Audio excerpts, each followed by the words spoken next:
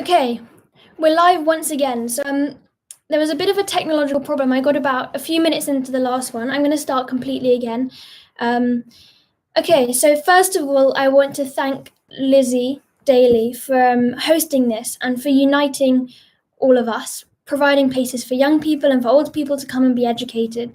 I've really been enjoying the last lives, and I hope you can learn a bit from this one as well. So I'll introduce myself. I'm Bella Lack. I'm 17 and I'm an environmental campaigner. I do some writing for my blog and I use social media as well to try and spread messages which I think are important and crucial. And I've been working on a documentary for 6 months. It's an environmental documentary called Animal. And it's all about hope and solutions to the sixth mass extinction.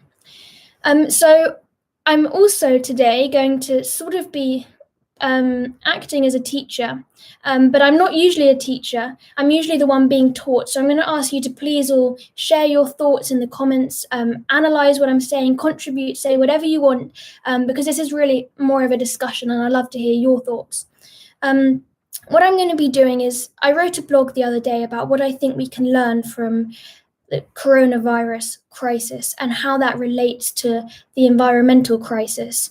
And as a forewarning, I have to say that I know that this pandemic that we're facing is fatal and far-reaching, and many lives and many livelihoods are being destroyed, and in no way is this going to minimize the severity of it.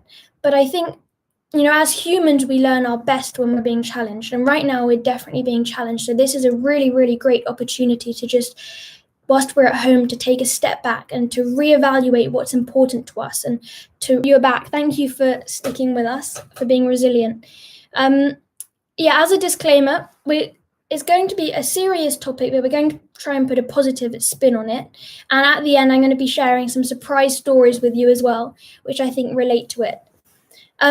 So the first lesson that we can take from the coronavirus is that if we wage war against nature, then we're essentially waging war against humanity. The fate of nature and of wildlife and animals is so inextricably linked up with the fate of humans, with us. I say this to you, and I know many of you are environmentalists or you're passionate about nature, so you will have been aware of this for a long, long time. But I think our species is connecting the dots now between the exploitation and the destruction of nature and human health, global human health and human welfare, because they are really, really closely linked.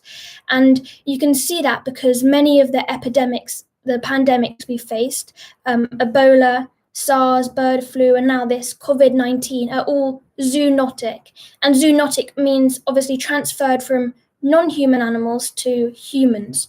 And actually in a recent study, they said that about an estimated 70% of new and emerging viruses are zoonotic. And that's a frightening amount, showing us that when we encroach on habitat, when we begin to deforest land, then we're becoming hosts for the pathogens, and we're bringing out these viruses which have existed happily and safely in this forest habitat, and then we're bringing them into the human sphere and really threatening our own species. So that's something which many people are realizing. You possibly all realized this before, but it's important that we make others aware and we use this as a springboard to do that. So the next lesson is that low carbon habits are much, much easier than we thought. And we have to be really, really careful when talking about this, because your mind might immediately jump to